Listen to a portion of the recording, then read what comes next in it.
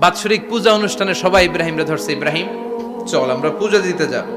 সাইয়েদনা ইব্রাহিম ফানাযারা নাযরাতান ফিন নুজুম, তাকালেন আকাশে আর বললেন ইন্নী সাকিম, আমি যেতে পারবো না, আমি অসুস্থ।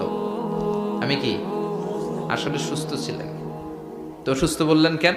কারণ অসুস্থতা দুই ধরনের, চিল্লায় বলেন, একটা শারীরিক আর একটা। সাইয়েদনা ইব্রাহিম মানসিকভাবে প্রচন্ড বিপর্যস্ত ছিলেন, অসুস্থ ছিলেন। এর কারণ গোটা উম্মাত মূর্তির পূজা করে, এই দৃশ্য দেখে কোন নবী মানসিকভাবে সুস্থ থাকতে পারে না। উনি বললেন আমি অসুস্থ, তোমরা যাও। সবাই বলল ঠিক আছে আমরা যাই। ইব্রাহিম তুই আমাদের ঘরের মূর্তিগুলারে পাহারা দে। মূর্তি পাহারাদার একজন ভালো লোক পাওয়া গেছে, মূর্তি পাহারা দেওয়ার জন্য ভালো একজন পাহারাদার পাওয়া গেছে। নাম কথা কন, কথা বুঝতে কষ্ট হচ্ছে মনে হয়।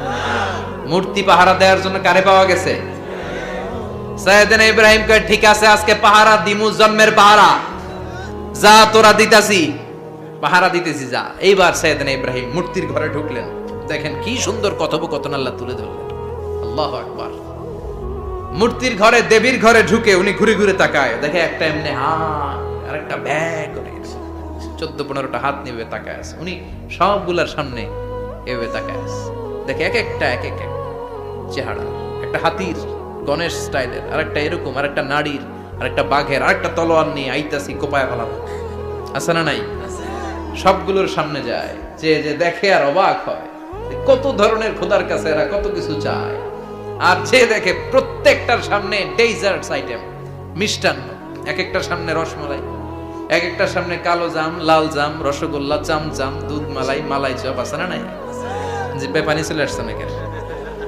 তো সাইয়েদনা ইব্রাহিম অবাক, কি রে এত মূর্তি, এত ডিজাইন, এত ভাবে এরা অঙ্গভঙ্গি করে আছে, এত খাবার দেয়া, খায় না কেন?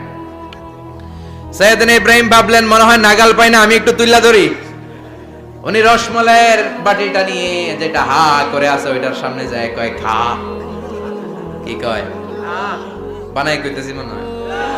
ফারাগা ইলা আলিহাতিম, মূর্তিগুলোর কাছে গেলেন।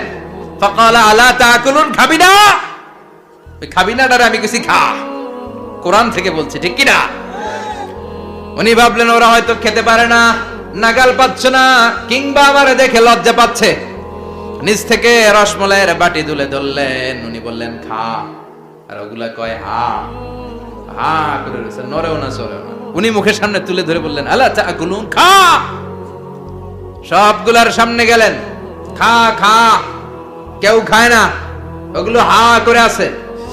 সাইয়েদনা ইব্রাহিম বললেন খা, কেউ কথা কয় না। উনি বললেন খাবি না কেন?